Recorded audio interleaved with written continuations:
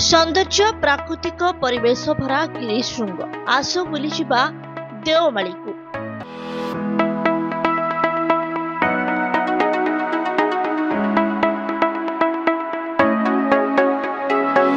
ओडिशार सर्वबृहत गिरिशृंग देवमाली पर्वत।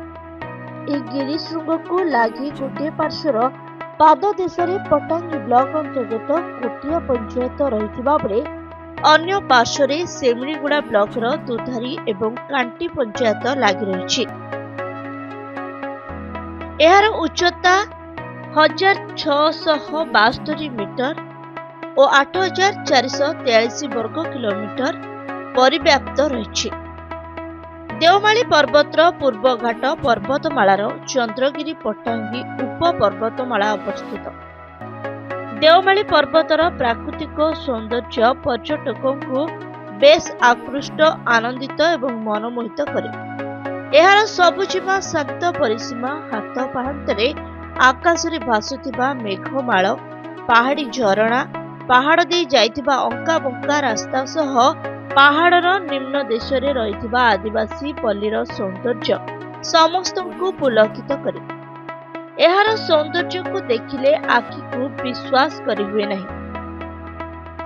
जीवा आसिबा समय दुई पार्श्वर छोट बड़ पहाड़ पर्वत चिराश्रता पहाड़ी झरणा कृषि क्षेत्र में कार्य करुवा सरल आदिवासी परिवार आदिवासी वेशभूषा बेस किछि समय पई पर्यटकों को विस्मित करने सह अटकाई दिए। एठारे वर्ष सारा पर्यटकों आगमन लगी रही थाए, किंतु पर्यटकों पई अक्टोबर मासठारु फेब्रुआरी मास पर्यंत प्रकृष्ट समय। पहाड़ आरोहीों पई यह एक प्रकृष्ट स्थान।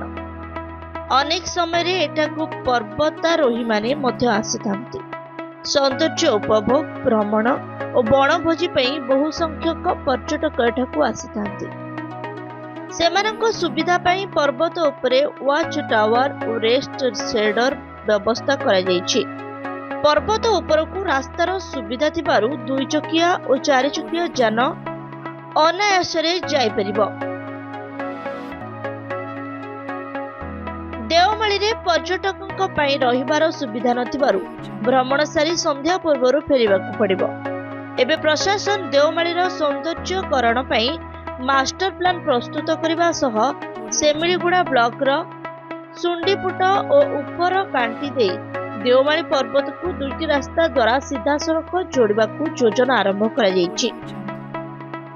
एहा द्वारा प्रकृति प्रेमी सह पर्यटक माने देवमाली परिभ्रमण रे आहुरी सहज और सुंदर होई परिबो।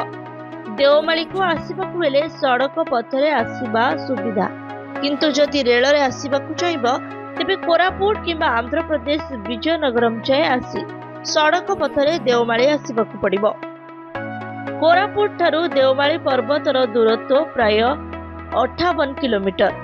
निकटस्थ सहर सेमिलीगुड़ा ठारू 38 किलोमीटर एवं आंध्र प्रदेश विशाखापाटना जाए आसी पुनः सड़क पथरे 200 किलोमीटर आसीबाकू पड़िबो। देवमाली भ्रमण पर जदि रात्रि यापन चाहती तेबे सेमिलीगुड़ा और कोरापुट रे होटेल एवं रेस्टोरेंट रो सुविधा रही। केवल ओडिशा नुहे देशर विभिन्न राज्यरू यथा आंध्र प्रदेश छत्तीसगढ़ झारखंड तेलंगाना मध्य प्रदेश पश्चिम बंग और बिहार भली राज्यरू अनेक पर्यटक आसीथांती। देवमाली प्रति ओडिशा सरकार स्वतंत्र दृष्टि दे एहार विकास को त्वरान्वित करिवार आवश्यकता एवं एहा द्वारा ओडिशार गौरव बढ़िबा सह पर्यटन शिल्प द्वारा ए अंचल विकास होई परिबो। कोरापुटरू कृष्णचंद्र गोलारी रिपोर्ट ASPN न्यूज।